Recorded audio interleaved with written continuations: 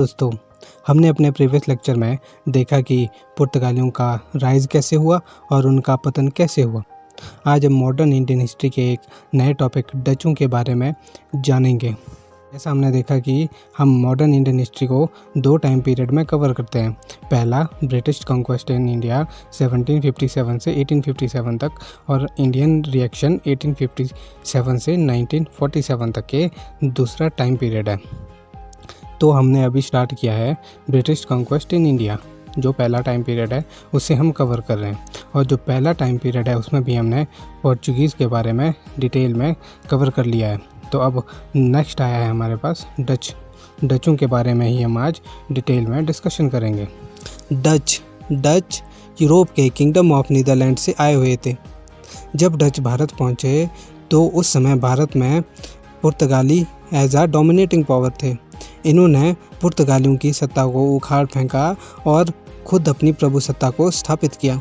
1596 ईस्वी में Cornelis de Houtman पहला डच था जो सुमात्रा आइलैंड पहुंचा था और वहीं से डचों को ये पता चला कि ईस्ट के साथ ट्रेड करना कितना फ़ायदेमंद सौदा है। तो इसीलिए उन्होंने 1602 ईस्वी में East India Company of Netherland की स्थापना की। जब इस कंपनी की स्थापना हुई तो इस कंपनी को कुछ शक्तियां भी दी गई। ये शक्तियां क्या थी?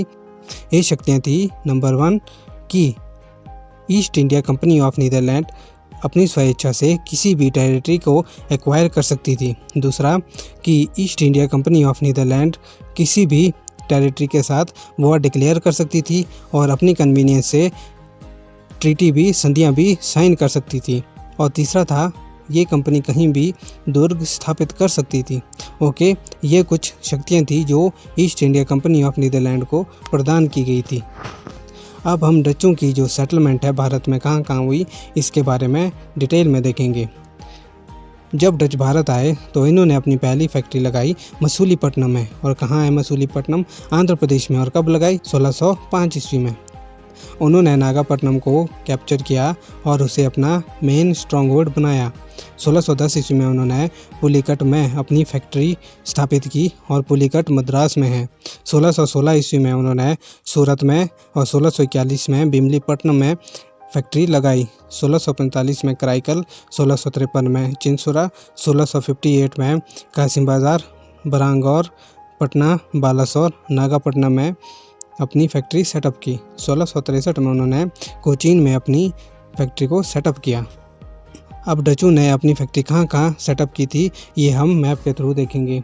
इस मैप के थ्रू आप देख सकते हो कि कहाँ कहाँ इन्होंने अपनी फैक्ट्री सेटअप की। ओके,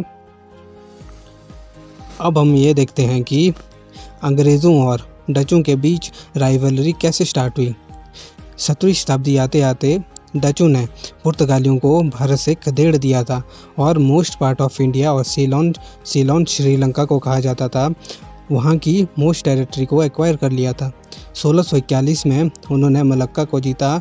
1652 को उन्होंने केप ऑफ गुड होप को जीत लिया था। तो यहाँ से आप देख सकते थे कि डचों ने अपना सफल अभियान कैसे स्टार्ट किया और जो पुर्तगाली है उन्हें कैसे मार भगाया।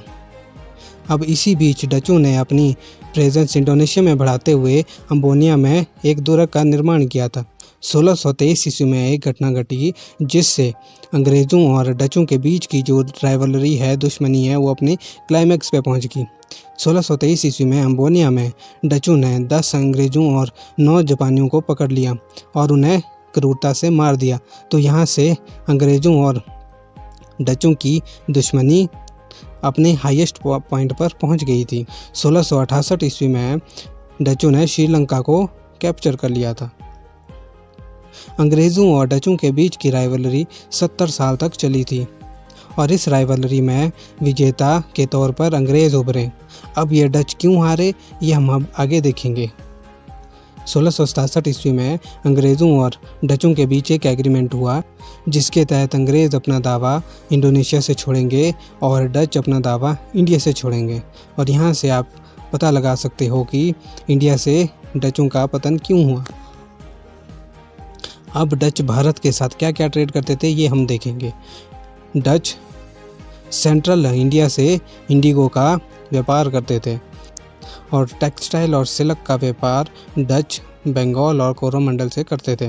राइस का व्यापार वे गंगा वैली से करते थे और सॉल्ट पीटर का व्यापार वे बारूद का व्यापार वे बिहार से करते थे। ये कुछ ट्रेडिंग आइटम थी जो डच भारत के साथ किया करते थे। अब उनका डिक्लाइन क्यों हुआ ये हम देखते हैं। 70 साल की दुश्मनी में अंग्रेज़ विजेता के तौर पर उभरे। अंग्रेज़ों और डचों के बीच कई लड़ाइयाँ भी हुई थी। पहली अंग्रेज़ों और डचों के बीच लड़ाई हुई थी 1652 से 1654 तक और दूसरी लड़ाई हुई थी 1665 से 1667 तक और थर्ड लड़ाई हुई थी 1672 से 1674 तक। अब जो मोस्ट इम्पॉर्टेंट लड़ाई हुई थी वो हुई थी बैटल ऑफ हुगली। ये एग्जामिनर आपके एग्ज़ाम में पूछ सकता है कि बैटल ऑफ हुगली किस किस के बीच हुई थी। तो ये हुई थी डचों और अंग्रेज़ों के बीच में। कब हुई थी? ये हुई थी नवंबर 1759 में। इस लड़ाई में डच कम्प्लीटली हार गए और भारत में उनका साम्राज्य स्थापित करने का सपना अधूरा रह गया। ओके, इसमें ब्रिटिशर विजेता के तौर पर उभरे और यहीं से डचों का डिक्लाइन हो गया। डचों के डाउनफॉल के क्या रीज़न थे ये हम देखते हैं। पहला रीज़न तो ये था कि डचों का कोई भी इंटरेस्ट नहीं था एम्पायर बिल्डिंग में। दूसरा था कि डचों का कम्प्लीटली फोकस थे ट्रेडिंग में। ट्रेडिंग मतलब व्यापार पर ही उनका ज़्यादा फोकस था। थर्ड था उनका स्पाइसेस के व्यापार में ज़्यादा फोकस होना और वो भी किसके साथ? इंडोनेशिया के साथ। ओके, फोर्थ था अंग्रेज़ों और डचों के बीच कंटिन्यू राइवलरी जिसके कारण डचों का पतन भारत से हो गया। ओके, ये कुछ रीज़न थे जिसके कारण डचों का भारत से पतन हो गया। अगर आपको ये वीडियो पसंद आई है तो प्लीज़ हमारे चैनल स्टडी फंडा 24/7 को शेयर करें, सब्सक्राइब करें और लाइक ज़रूर करें। Thank you.